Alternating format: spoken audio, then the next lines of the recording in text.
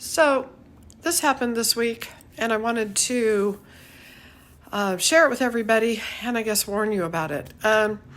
So we were going to closing. I represented the buyer. Solar on the roof of the house that they were buying. It was disclosed to us, or we were told, actually, that it was owned. Come to find out, in the end, it was leased. That was not disclosed to us. We did not see a copy of the contract. We hadn't seen anything about the lease, nothing. A lease has to be transferred to the buyer. Buyer has to be approved for it.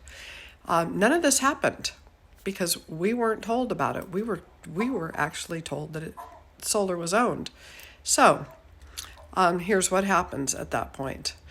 Buyer has a chance to look at the contract. This contract was for 25 years. Balance on it is $65,000. It's a savings of about $100 a month. Financially, it doesn't make any sense.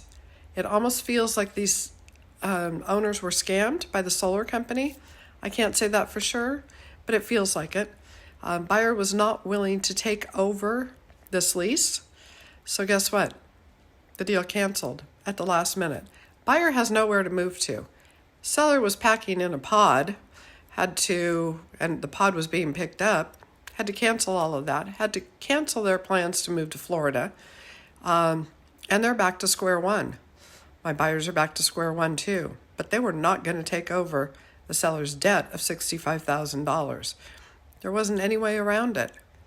So, if you're thinking about solar, consider purchasing it. Leases get to be a real problem for buyers. Buyers don't like them. They're very hard to transfer sometimes, so consider purchasing. That's my tip for today.